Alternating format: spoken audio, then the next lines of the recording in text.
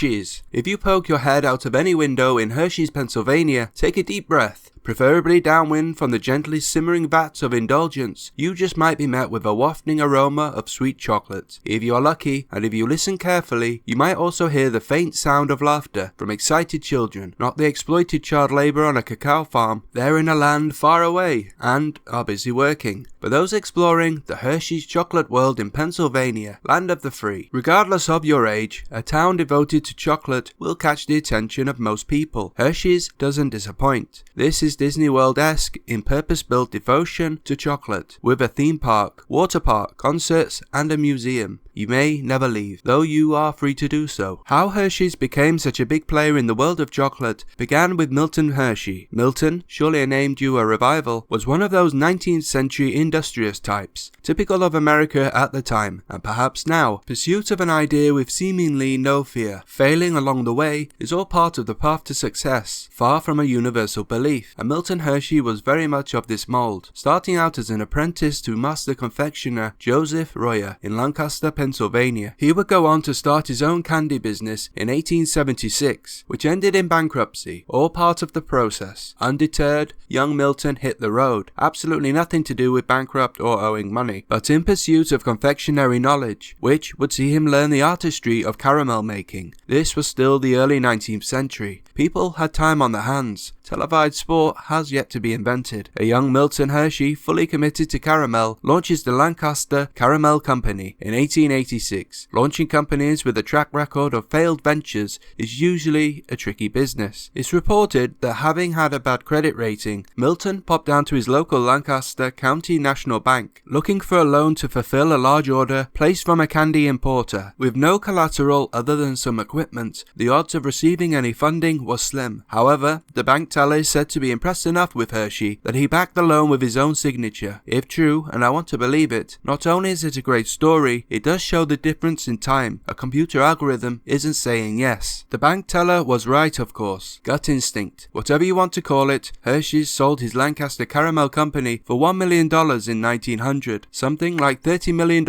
in today's money, but that's a rough estimate. Hershey's reason for selling was not retirement, anything but. Before he sold his Lancaster Caramel Company, Hershey had been experimenting with chocolate, seeing this as the future. After a demonstration from a German manufacturer, he invested his resources away from caramel and onto chocolate. Hershey's had started selling his chocolate under the Lancaster Caramel Company, but kept that part of the company when he sold it, which was a good business move, and one that the buyer obviously didn't see, or at least didn't see the potential of, which was right under their nose. In 1894, Hershey was selling his first milk chocolate bars, and the Hershey Chocolate Company had opened its first factory. Not long after, Milton Hershey was pioneering the sales strategy of not just selling regionally, but nationally, with Hershey's chocolate bars being made at scale and distributed en masse. So America gets hooked on Hershey's, and Hershey's today is a big deal in the world of chocolate. Not just from the Hershey's name that can be found on the company's bars and Hershey's Kisses, but the company has grown through acquisition, namely the merger of the Reese Candy Company in the 1960s. This is a common theme with today's confectionery businesses. Chocolate proved so popular and profitable that many of the companies that started out 100 plus years ago are now corporate titans. This makes it difficult to compare one corporation from another, as they have grown and diversified away from simply chocolate products. Mars Inc., for example, is a big player in pet food and veterinary products. So does Hershey's have the same impact outside of the United States as it does inside? The short answer would have to be no, in my opinion, but it's worth exploring why. I don't think that's the case with, say, Mars, which is a household name in much more of the world. Hershey's has signaled intent to expand internationally. So what does the market look like for Hershey's? Europe. If you're talking the mass manufacturing of chocolate products, then Europe has some of the first brands to do so. As a result, Europe being a confectionery market, amounting to around double the sales of the US, partly due to there being more than double the population. In fact, per capita, the US sales are typically higher. Brands like Nestle and Lindt have a solid base, particularly Nestle, that has more products that are less premium than Lindt. Add Mars into the mix, and the mass-produced snack market is looking pretty competitive. Brands that have seen half a dozen generations will be hard to displace, and this does not include England, that has its own well-entrenched chocolate brands. Fry's Chocolate Cream, which I believe is the first mass-manufactured chocolate bar, launching in 1866. Fry's heritage can be traced back to the 1700s in Bristol, England. The company later merged with Cadbury's, which is the most recognised brand in the UK. The European and American brands tended to have their own territory and subsequent brand loyalty, until years later, when the popularity of the products meant they started acquiring each other, as well as licensing deals that saw Hershey's making Cadbury's products, as well as Nestlé's Kit Kat and Rolo. Cadbury's is now owned by American conglomerate Mondelez, formerly Kraft Foods, and Ghirardelli, the San Francisco chocolate company, founded in 1852, is now a part of Swiss company Lindt, and all of these companies are having a sneaky look in the direction of Asia, some with more success than others, and if Hershey's wants to cocoa butter up Asia, the company is going to have some stiff competition. Cadbury's has made strong inroads into marketing the Cadbury's brand in India. As a result, Mondelez is massive there, having Cadbury's products bouncing around Indian households for more than 70 years. It's South America that has the most promise for Hershey's, although all the aforementioned global players are all still present in the region. The Hershey's brand can at least hold its ground from a brand point of view, but how long will remain to be seen. While the entire industry seems to be struggling with child exploitation, a problem that doesn't seem to be going away anytime soon, and after reading through far too many pages of opaque corporate language about monitoring systems and goals set in the distant future, I did manage to find more publicly prominent, in fact it's on the homepage banner, what Hershey's is doing to empower women. The real reason? Well, it's obvious I think. There's of course a lot of wordplay to be had from Hershey's, as the company has kindly demonstrated the words her, hers, also he, but that's obsolete, she, and he, she for more inclusion. If only the letters spelt help or SOS, more of the problems might get solved. But one step at a time. Here's the CEO using a shovel. I'm not sure what happened to the last CEO. He hasn't been seen for a while, but Hershey had nothing to do with it.